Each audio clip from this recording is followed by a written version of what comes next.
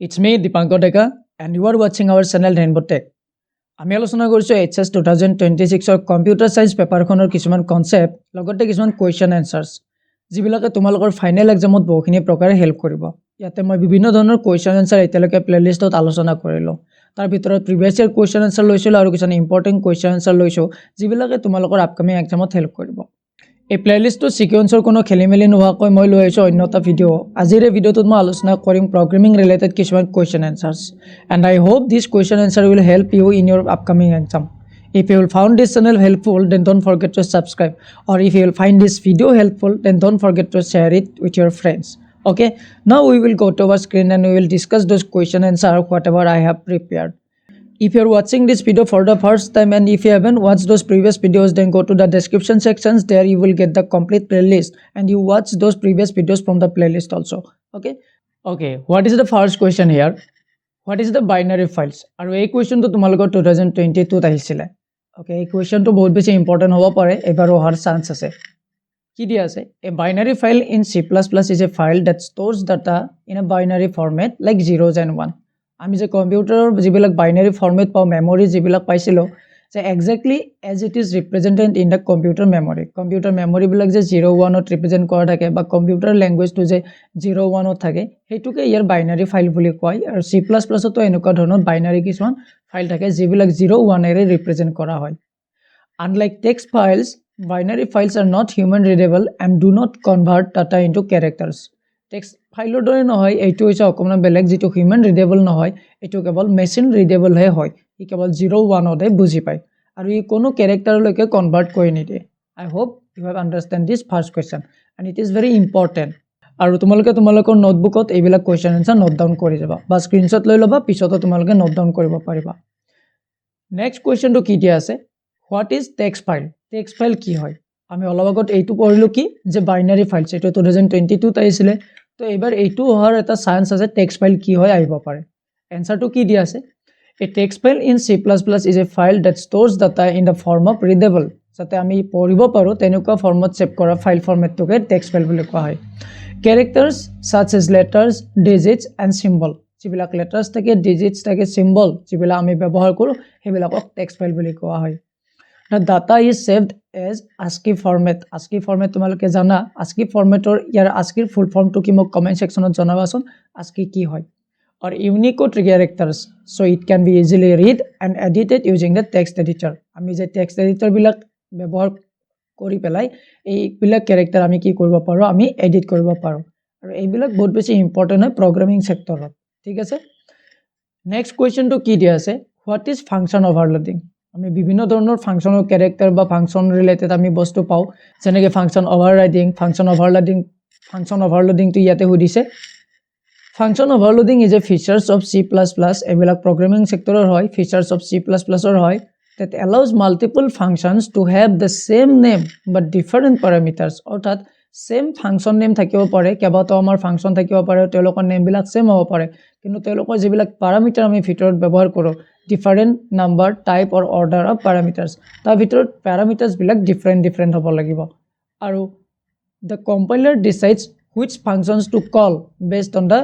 arguments passed during the function call. কম্পাইলাৰে decide কৰে যে কোনটো ফাংচন কল হ'ব। আমি আৰ্গুমেন্ট যেতিয়া পাস কৰিম, সেই আৰ্গুমেন্টৰ ওপৰত ডিপেন্ড কৰিব আৰু কম্পাইলাৰে ডিসাইড কৰিব যে কোনটো ফাংচন ইয়াৰ পৰা কল হ'ব, যদিওবা আমাৰ ফাংচন নেমবিলাক সেম হ'ব। যেনেকৈ ইয়াতে এটা ফাংচন আছে এক্সাম্পলত যে int add, আৰু ইয়াতে আমাৰ দুটা পাৰামিটাৰ দিয়া আছে, আৰু ইয়াতে আমাৰ কি হৈছে int add, কিন্তু ইয়াতে তিনিটা দিয়া আছে, অৰ্থাৎ দুটা ফাংচন নেম সেম হয় কিন্তু ইয়াৰ পাৰামিটাৰটো ডিফাৰেণ্ট হয়। আৰু যেতিয়া ইয়াতে আমাৰ কল কৰা যায় ফাংচনবিলাক, ইয়াতে যেতিয়া কল কৰি আছে যে এইটো এটা ফাংচন কল কৰিছে, এইটো এটা কল কৰিছে, ইয়াৰ ওপৰত ডিপেন্ড কৰিব যে এইটো কলৰ ওপৰত কোনটো ফাংচন ইয়াতে লোড হ'ব আৰু এইটো কলৰ ওপৰত কোনটো ইয়াতে লোড হ'ব। I hope it is clear to U.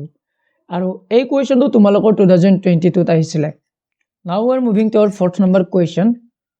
This is very easy one and I hope you already have noted down in your copies. তোমালোকে স্কুলত বা কলেজত এবিলাক পাইছাই, তোমালোকে হাই স্ট্যান্ডাৰ্ড পাইছাই অলৰেডি, এইটো তোমালোকক দিছে চাগে। যে what is data type? Data type কি হয়?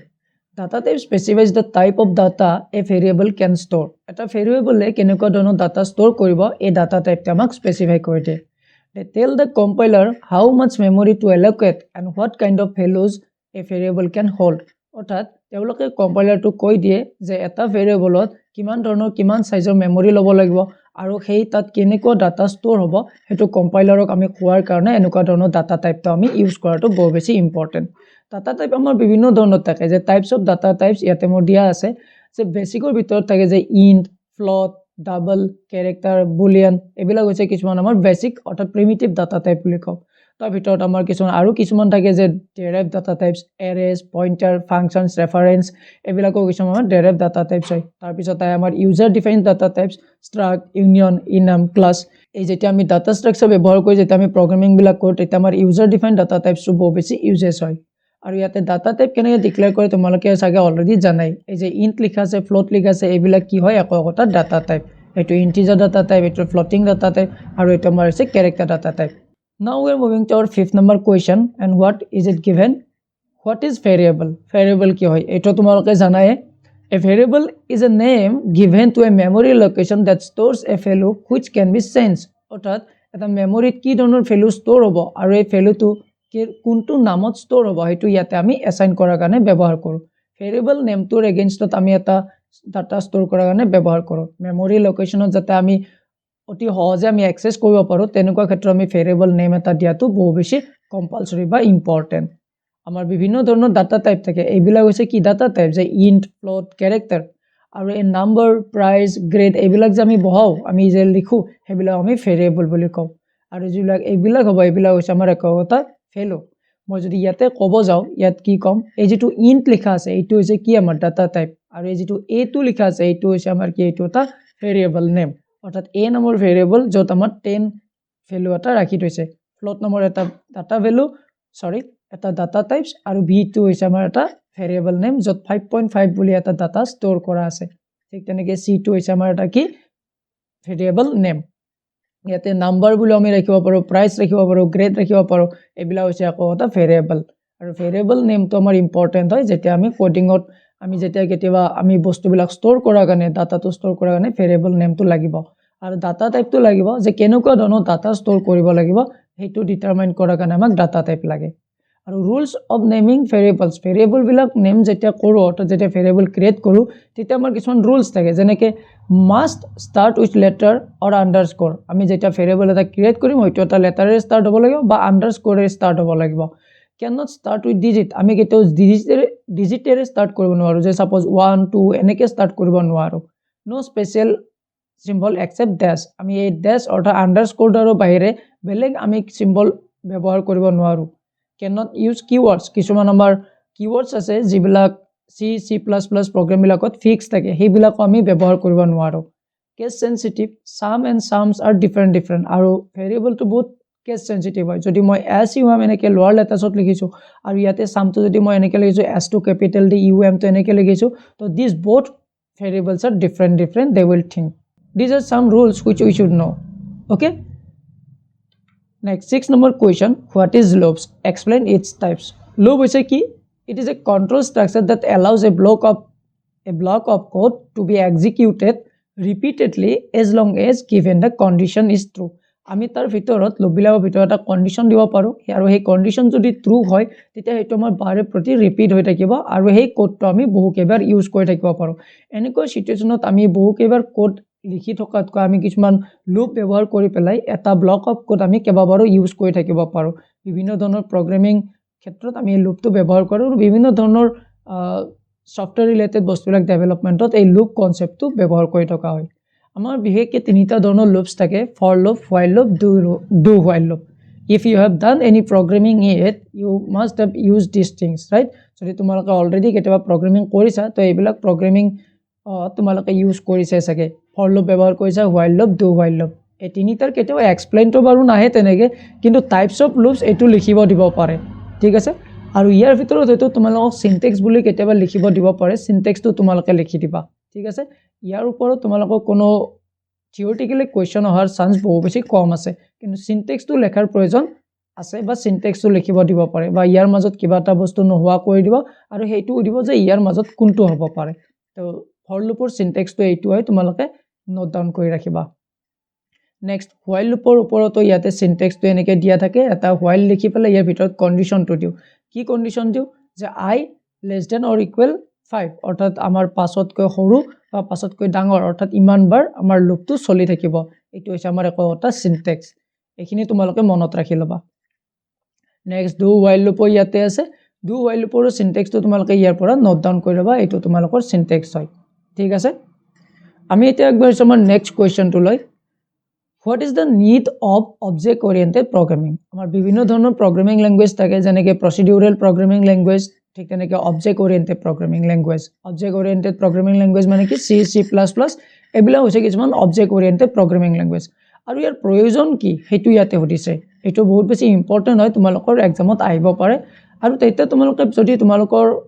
পইণ্ট ওয়াইজ লিখিব দিয়ে তোমালোকে জাস্ট এই পইণ্ট কেইটা লিখি দিবা যে বেটাৰ কোড অৰ্গানাইজেশ্যন আৰু যদি এক্সপ্লেইন কৰিব দিয়ে ইয়াৰ ভিতৰ লাইন বিলাকত তোমালোকে লিখি দিবা যে বেটাৰ কোড অৰ্গানাইজেশ্যন মানে কি কৈছে আমি যদি নৰমাল কিছুমান ল্যাঙ্গুৱেজ ব্যৱহাৰ কৰি পেলাই কোডিং কৰো তাতো কোডিং অৰ্গানাইজেশ্যনটো বহু বেছি বেটাৰ নহয় কিন্তু অবজেক্ট ওৰিয়েন্টেড প্ৰগ্ৰামিংত আমাৰ ফাংচন থাকে বা আমাৰ কিছুমান বিভিন্ন ধৰণৰ ডাটা ষ্ট্ৰাকচাৰ কনসেপ্ট ব্যৱহাৰ কৰি পেলাই আমি ইয়াত কোড অৰ্গানাইজেশ্যনটো প্ৰপাৰ কৰি থাকিব পাৰো আৰু ফাংচনৰ ভিতৰত যদি আমি কোড বিলাক কৰো বা লিখো তেতিয়া আমাৰ ফাংচনত কোড অপটিমাইজেশ্যনটো বহু বেছি ভাল হয় আমি সেম কোডটোৱে আৰু এবাৰ লিখি থাকিব নালাগে আমি এই ফাংচনটো কল কৰি পেলাই বিভিন্ন ঠাইত ইউজ কৰি থাকিব পাৰো দেন ৰিইউজেবিলিটি হেতুৱে কলো যে ইনহেৰিটেন্স নামৰ কনসেপ্ট এটা আছে হেতু ব্যৱহাৰ কৰি আমি কি কৰিব পাৰো ৰিইউজ কৰি থাকিব পাৰো আৰু ই কি কৰিব পাৰে আমাৰ এক্সিস্টিং কোডটোৰ ডুপ্লিকেশনটো ৰিডিউস কৰি দিয়ে আৰু আমাৰ ডেভেলপমেন্ট টাইমটো কমাই দিয়ে তো এনেকুৱা ধৰণৰ কনসেপ্ট বিলাক আমাৰ OOP-ত পোৱা যায় হেগুটি এটো বহু বেছি ইম্পৰ্টেন্ট হয় আৰু নিড বুলি যদি কও এবিলা হৈছে আমাৰ কিছুমান নিড যে better code organisation ৰিইউজেবিলিটি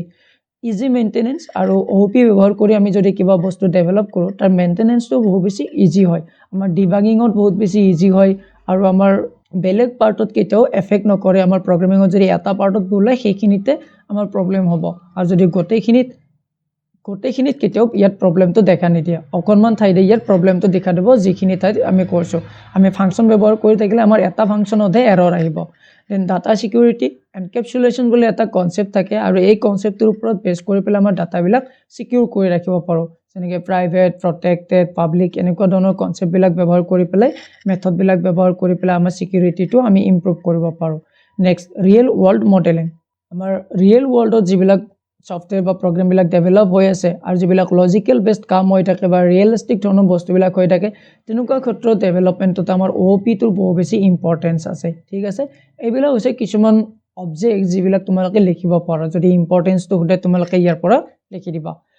Now 8 number question to কি দিয়া আছে state two different types of data files মই অলপ আগত কৈছিলো যে আমাৰ data files দুটা ধৰণৰ আছে এটা হৈছে text files আৰু এটা হৈছে binary files ইয়াতে text file আৰু binary files ৰ ডিফাৰেন্স হিচাপত লিখি দিয়া আছে তোমালোকে ইয়াৰ পৰা নোট ডাউন কৰি ৰাখিবা অলপ আগত মই দুটা এক্সপ্লেইন কৰি দিছো text file মানে হৈছে হিউম্যান ৰিডেবল যিবিলাক আমাৰ কাৰণে ইজি হয় বুজাৰ কাৰণে আৰু binary files মানে হৈছে এইবিলাক যিবিলাক 0 1 ত কনভাৰ্ট হৈ থাকে আৰু ইয়াৰ এক্সাম্পল এটা .txt বুলি সেভ কৰা থাকে ফাইল বিলাক আৰু ইয়াতে বাইনাৰি ফাইল বিলাক .ban বুলি সেভ হৈ থাকে ঠিক আছে তোমালোকে এটো নোট ডাউন কৰি ৰাখিবা আৰু কমেন্ট সেকশনত জনাবা যে এই সিৰিজটো তোমালোকৰ কাৰণে হেল্পফুল হৈছে নে হোৱা নাই now moving to our 9th number question what are the two searching techniques দুটা সার্চিং টেকনিকৰ বিষয়ে ইয়াতে আমাক লিখিব দিছে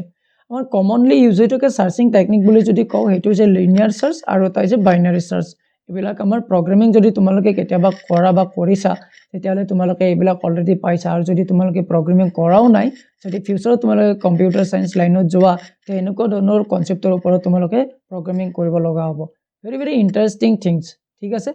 লিনিয়াৰ সাৰ্চ মানে কি হয় সাৰ্চেস ইচ এলিমেন্ট ওয়ান বাই ওয়ান আমি যেতিয়া এৰে ফৰমেটত ডাটা বিলাক ষ্টৰ কৰি ৰাখো তেনেকুৱা ধৰণত আমাৰ এই লিনিয়াৰ সাৰ্চ ব্যৱহাৰ কৰি আমি ডাটা বিলাক ফেচ কৰাত আমাৰ হেল্প কৰে আৰু লিনিয়াৰ সাৰ্চে ডাটা বিলাক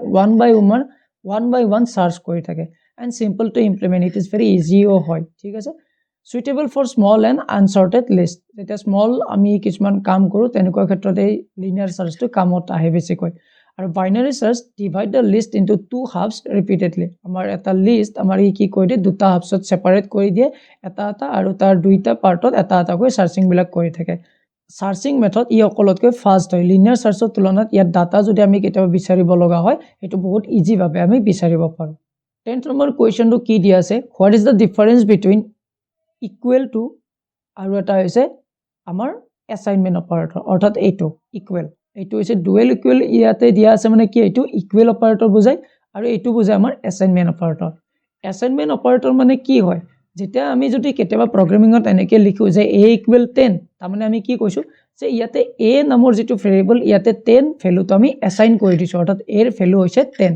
আৰু যদি মই ইয়াতে a = 10 লিখিছোঁ অৰ্থাৎ a = 10 তাৰমানে এইটো কি বুজাইছে যে a আৰু 10 এই দুইটা ইকুৱেল হয় যদি মই ইয়াতে 10 লিখিছোঁ আৰু ইয়াতে ইকুৱেল লিখিছোঁ এই দুটাৰে আমাৰ কি কৰিছে ইয়াতে কম্পেয়াৰ কৰিছে যে এইটো আৰু এইটো তাৰমানে ইকুৱেল হয় সেইটো বুলি ইয়াতে বুজাইছে আমি ইকুৱেলিটি চেক কৰাৰ কাৰণে আমি কণ্ডিশ্যন চেক কৰাৰ কাৰণে এনেকুৱা ধৰণৰ অপাৰেটৰ ব্যৱহাৰ কৰোঁ আৰু এডাল যদি ইকুৱেল ব্যৱহাৰ কৰোঁ এইটো এটা এছাইনমেণ্ট অপাৰেটৰ বুজায় ঠিক আছে এইটো এটা ডিফাৰেণ্ট হয় ইয়াতে লিখা আছে তোমালোকে ইয়াৰ পৰা নোট ডাউন কৰি ৰাখিবা use to assign a value to a variable ভেৰিয়েবলত এটা ভেলু এছাইন কৰাৰ কাৰণে আৰু use to compare two values অৰ্থাৎ দুটা ভেলু কম্পেয়াৰ কৰাৰ কাৰণে আমি ডুৱেল ইকুৱেল চিম্বল ব্যৱহাৰ কৰোঁ I hope till now you have understand whatever I have discussed. So this was the last question in this video. Or if you need more question answers, I will try to prepare more question answer based on your syllabus. And I'm thinking that in the next video again I will provide some programming related question answers or maybe some networking related question answers.